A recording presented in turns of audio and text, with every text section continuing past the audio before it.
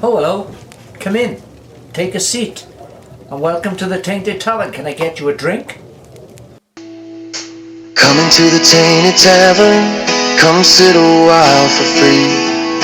We talk about our musings and devices we've been using. Hello, and welcome to the Tainted Tavern. And today I've got a pipe tobacco review for you, and I know what you're thinking if you've stumbled across this channel and seen the sheer breadth of the videos on here. You're thinking, oh, this is a bit of a schizophrenic channel. It's quite a broad church, but that's what I'm trying to do with this channel. I like to present my videos as if we are having a chat in a quiet little pub or a tavern. After all, we are in the Tainted Tavern. So today I'm going to be reviewing a tobacco from Cornell Diehl, which is Briar Fox. It's available over here in the UK now, and this is a UK tin, 50 grams, which I got from the wonderful people at GQ Tobaccos, who are an absolutely superb UK online tobacconist. I use GQ Tobaccos a lot, so that's Briar Fox. Now, when I bought this, I was actually the burley and virginnia blend, but I googled, or rather used ChatGPT to get some information, and it tells me that Cornell Diehl's Briar Fox is a well-known straight Virginia pipe tobacco presented as a crumble cake, a press block that you break apart before packing your pipe. So apparently this contains nothing but Virginia leaf, so it's a straight Virginia. It's been a while since I've smoked a straightforward Virginia, but I do like them. So that's what I'm going to do, and I'm going to be using my Morgan Bones pipe, which I've now had for several weeks, and it's nice and broken in now, and it's colour in there. If you want to find out more about Morgan Bones pipes, and I do highly recommend that, check out my earlier video I did, which was an unboxing of this pipe and a quick review. But I've smoked it now for several weeks. It's broken in properly, and I'm loving it. So, oh, I'd like to show you this too. I bought this yesterday when I went into a smoke shop to pick up some odds and ends, mostly vape related stuff. But I saw this little tin here. Now this is designed for the continental tobacco users, the wacky-backy users, the contraband tobacco users. But I thought this is going to be great for my pipes, because it's got a tray here which you can use to break off your flakes or crumble cakes, and inside where you'd normally put your contraband, I can keep several lighters, some pipe cleaners, and some tobacco. Ooh, there's the dreaded plan. So I like that, and it's going to come in use now, because when I open this, apparently it's going to be a crumble cake, so I can crack it open. So let's get this tin open. First, there we are, nice hot, there's brand new tin. I just broke the air seal, but there we are. So it's as I say, I'm expecting a crumble cake there, so get it opened. And it is a nice crumble cake. Now, I won't put this back in the tin now. It'll go in one of my mason jars, and I'll label it so with today's date. So Briar Fox, and we're on March the 17th. Because once tobacco's been open and you've broken the seal, I always fancy it's kept fresher in a mason jar rather than leaving it in the tin, because once the seal has been broken, that's it. So I've got a little chunk of this here. I'm going to bring this closer to the camera so you can see that. So there is a nice chunk of the tobacco. I'm going to break this up now. It crumbles really easily. So yeah, as I say, it's described as a crumble cake, and it's true to form. It crumbles really easily, and that little piece there is more than enough for a bowlful. So rather, it's nice and springy too. It's not too moist, although it could probably do with a couple of minutes dry. And while I'm allowing the tobacco, just give it a couple of minutes in the air to dry out a bit, and just crumbling it across. Just talk about anything random. Well, lately I've been listening to I went to see the movie the other week, Epic Elvis Presley in Concert, Now, I've always been a sort of mild Presley fan. I think I really love his early stuff.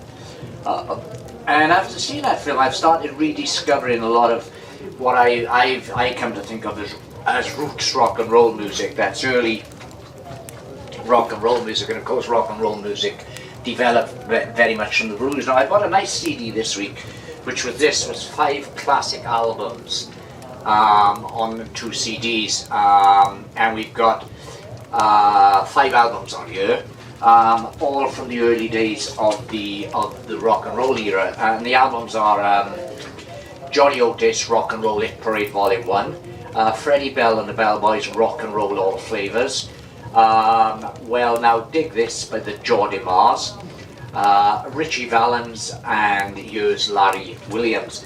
So when I bought this, I thought these would come out in the same format as the classic album series, which are these here, where they're all in miniature LP sleeves, these CDs, and I rather like these. But this collection's not. So the five albums on here are split over 2 CDs. But what you do get is, rather than getting the full covers, you do get, when you open up the inlay book with this, you just get a list of everything that's on you. But then every individual album has got the linear notes which came from the back of the original LP sleeve. And Johnny Otis, I can't say I knew that much about him, but I really enjoy his album on here. It's got tracks Honey Love, Shaboom, Earth Angel, Gee, Sincerely, The Midnight Creeper, At My Front Door, Long Tall Sally, Only You, 1 Mint Julep, Hey Hey Hey Hey, Please Don't Leave Me Alone. And the linear notes in here were written by a guy called Lou Kimsey. And I assume because these are supposedly faithful recreations of the original album covers, then there's a mistake on here. And the mistake is, let me just find it quickly and I'll read it out. Yeah, so we're halfway through the list in here, and it says, "This is truly your rock and roll hit parade. Johnny Otis is no newcomer in the rock and roll field. As most of you know, his fans are legion. He composed Hound Dog and Dance With Me Henry, to name a few. He is recognized as the king of rock and roll all along the Pacific coast." Now there's a mistake there, so the mistake must have been on the original album, and it's been reproduced here because these are supposedly faithful linear notes. But Johnny Otis did not compose Hound Dog. Hound Dog was written by Leiber and Stroller, the writers who did a lot of work for Elvis Presley. But it wasn't Elvis Presley who recorded the first version of Hound Dog. That rather went to Big Mama Thornton. And it was a very bluesy number. It was a very kind of deep down sensual bluesy number, the original Hound Dog. The version Elvis recorded was based on another rendition of the song, and I can't remember the act who Elvis saw performing it offhand, but he saw it at Vegas very early on in his career. I think it was Freddie something and the Bell Boys, but Elvis used their version of the song. But Johnny Otis certainly didn't write it, but it's still interesting. It's a wonderful rabbit hole to go down, you know, because I've always been of the impression that I know rock and roll music, you know. I mean, I've got a massive collection of CDs, vinyl. I've always been into music, so I thought that I am more than a little knowledgeable about the music. But it's a fascinating rabbit hole to travel down when you start looking at these things. I plan to get a lot more of these albums. And there we are, my little wacky backy contraband tobacco, continental tobacco box has proved to be worth its weight in gold. You've got Albert Einstein there holding a bud of the dreaded wacky backy, and the mathematical equation there is T equals HC. 2 THCs, of course, are the active compounds in cannabis. I know that from when I was a youngster myself, back in the good old days. Anyway, I've got my pipe packed here. I'm going to put the tobacco in the jar now first. So I leave it in the protective seal, the little ribbon thing, the little wrappy thing, whatever you want to call it. And this tin will go in my shed. I use it for nails, but what I will do is I'll steam this sticker off here cut across, I think we're taking the shed and fill it with nails, but what I'll do, I'll steam the label off, I'll cut across here to take this dreadful warning off, and then I'll glue the Briar Fox label to the jar. But there's there's the Briar Fox now, all in a nice airtight mason jar, ready to go in my cellar for storage. Briar Fox, being a straight Virginia, should age rather well. So let's get this pipe lit. As I say, I'm smoking my Morgan Bones pipe. I'm using a new camera as well, so I hope I'm shooting in 4K.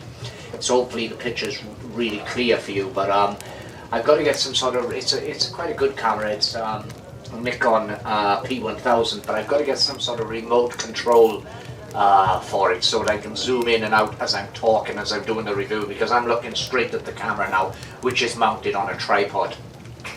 So let's get this going.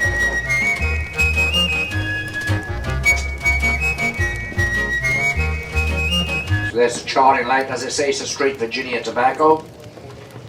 So there's no flavourings added. It's a crumble cake. Rubs out rather easy. As I watch the sun descending and the birds fly home to rest, in the hush when day is ending, that's the hour when I feel blessed. Smoking my pipe. It's got sweetness, Virginia sweetness. I'm drinking a light of Mackay Scotch over the rocks here.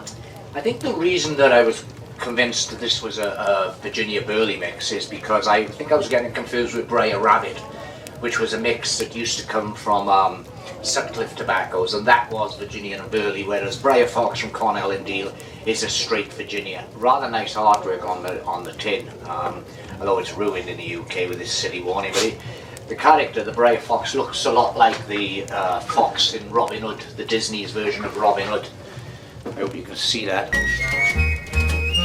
Smoking my pipe. Good camera.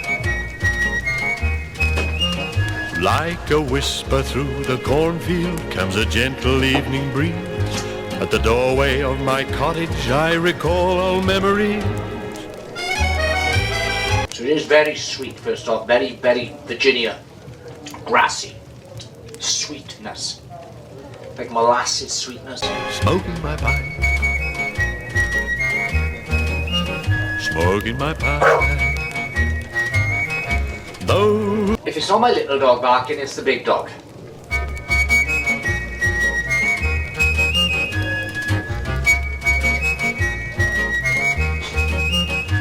as I watch the sun descending and the birds fly home to rest. It's a pure tobacco taste. As I say, there's no toppings at all. So you're getting that Virginia sweetness, that grassiness. It's probably mild to mild strong in terms of nicotine. The hush when day is ending, that's the hour when I feel blessed. Smoking my pipe.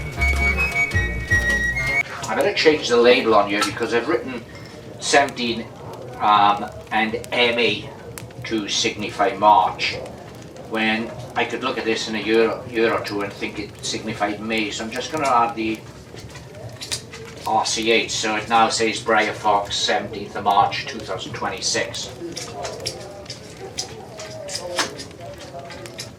Because I've got such a large tobacco cellar, I've built it back up. This tobacco may sit in my cellar now and not be touched for quite some time, although this is rather nice. And the Morgan Bones pipe is really doing its job, and as I say, I think I told you about this, Morgan Bones pipes are made from briar that would have been rejected for high quality pipes merely because of the imperfections of the briar. Either that or they would be filled with putty and then stained so you don't see the imperfections. But what Morgan Bones rather cleverly did, and as I say, it's a brilliant idea when you think of it. It's the one that no one has thought of it before, but he went and bought from pipe factories, warehouses in Italy, a load of Stemmels, old basic pipes that had failed the cut because of blemishes in the briar. I'm going to come close to the camera a minute to show you a couple of the blemishes in this pipe. Now, they haven't stained the Morgan Bones pipes, they're completely natural. So you can see my pipe there. I don't know how well that's shown up. You've got a few little imperfections here, but it doesn't affect the smoking. And it tastes rather wonderful. Well, the tobacco tastes rather wonderful. The pipe just feels great in the hand. And because they're not stained, they're just naked briar. They absorb a lot of oils in your hand and they do colour. So you get a patina on it, much in the way that meerschaum colours. Over time the tobacco will soak into the briar and will colour it as well. But this colours a lot quicker because it's also colouring from the oils in your hand. But they smoke absolutely wonderfully.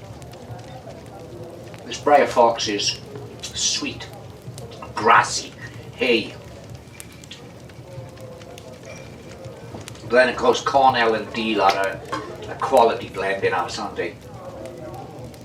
I don't think you can argue that fact. They're good tobacco blenders. So Cornell and Diehl Briar Fox is a well-known straight Virginia pipe tobacco. Excuse me. Little dog wants to get up on the table so she can nose through the window. A straight Virginia pipe tobacco presented as a crumble cake, a pressed block that you break apart before packing your pipe. It's a single leaf Virginia. It's got no added flavourings or toppings, and it's natural tobacco sweetness. Well, I concur with that. The tasting notes that they're giving you are based on widely reported tasting notes, and they're getting bready, malty, natural sweetness, hay and grassy, Virginia notes, slight nutty depth. And it burns cool if packed lightly. Well, that's certainly true.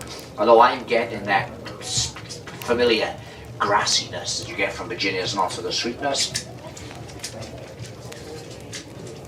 In terms of the strength, in terms of nicotine, is medium to fairly strong, which is pretty much what I've guessed. It's medium full, and a room note is a traditional pipe tobacco smell. Many pipe smokers like Briar Fox because it is simple and honest tobacco, good for cellaring, improves with age, and offers a slow, contemplative smoke. And now, for added value, how's that? You get it all at the Tainted Tavern. In the middle of this video, we've got an unboxing of another order. This has come this morning from GQ Tobacco, so I know what's in here. There are several English blends that I've recently purchased, and also a new pipe. Only ordered these yesterday, they arrived today, which is generally the case with GQ. So as I say, I've got 3 English blends in here. Squadron Leader from Gareth Hogarth, which is a fantastic tobacco. It actually says Gareth Hogarth on the back, and on the front it's got the Samuel Gareth sticker, because of course Gareth Hogarth and Samuel Gareth originally started off way back in history as one tobacco company. Then they had a bit of a breakup, and there's an interesting story there that I'll tell in a video one day. But over recent years they've sort of got back together. It's like the Beatles have reformed. Anyway, and I suppose that Samuel Gareth and Gareth Hogarth are the Beatles of English tobacco blends. I've also got Peterson's Nightcap, which is of course Peterson's version of Dunhill's Nightcap, which Dunhill's Nightcap has been discontinued. That's another English blend, so both those tobaccos there are very English heavy. And I've also got another one from Gareth Hogarth, which is a Balkan mixture, which again is a traditional English type tobacco. So Latakia heavy, do like that, 3 tins there, and the pipe I bought. Brand new pipe. I do like receiving brand new pipes. As I say, if you watched a lot of my videos, you'll see how impressed I was with my Morgan Bones pipe, and I did say I was going to buy a second one, and I did.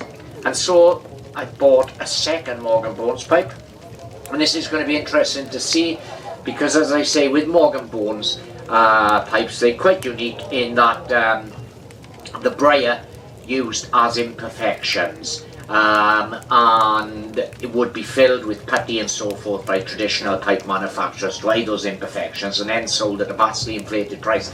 Morgan Bones don't do that. They decided that the imperfections in a chunk of briar should become a feature of the pipe, and so here is my new Morgan Bones. And it's going to be interesting to hold this up to And this is actually quite fine. I can only see, my previous Morganbone had a couple of pits. I can only see one in this, and that's right there where the shank joins. But it doesn't go all the way through the pipe, not at all. So, you know, it's not going to affect the way you smoke, but the rest of the pipe looks remarkably fine. The drill hole, as always, on these pipes looks brilliant. Anyway, what's going to be interesting here, this is a brand new Morganbones. I'm going to show you my Morganbones I've just been smoking in this video, and show you how it's already coloured up in a couple of weeks. So, 1 second. Morganbones, which came today, as you can see, there are very few imperfections in this at all. Pure naked briar looks rather well. There is a cut there, a little cavernous thing in the briar. There's also another very, very small one here. And what would happen with this pipe, if these went to a traditional manufacturer, is they'd fill this with putty, the putty they use, smoker's putty. Then they'd either sand it smooth and it'd be sold as a smooth pipe, or more than likely it'd be sandblasted or rusticated, which would hide any blemishes. But as I say, Morganbones don't do that. They use these as a feature of the pipe. They feel fantastic in the end, but that's the colour of a Morganbones. And just to show you how these pipes colour over time, here is the pipe that I've only had for a couple of weeks, the previous Morganbones. I was very impressed with the way this smokes. Takes a little week or two to break them in, but really impressed with the way it smokes. As you can see, the imperfections on this one are a little bit more. And that's another thing I like about these, is that no two Morganbone pipes are exactly alike. So there we are, I've got two in my collection now. That'll probably be enough. Although, I may, you know, if I fancy a new pipe one day, get another. Because I'm well impressed with these Morganbones pipes. I'm so glad that a lot of Cornell Diehl blends now have become available over here in the UK. GQ Tobacco, were used quite often. They have this, they have Star of the East, Dreams of Cadeth, Sunday Morning Picnic, Black Frigate, and they've just added to Cornell Diehl blends available over here in the UK, Haunted Bookshop, which I reviewed recently and really enjoyed, so I'm going to get myself in a Haunted Bookshop. This is quite delicious. It's a natural tobacco taste, and of course it's a Virginia.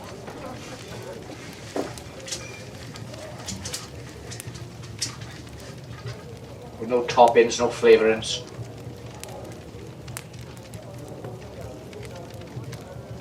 I know I do like some tobacco which have got toppings.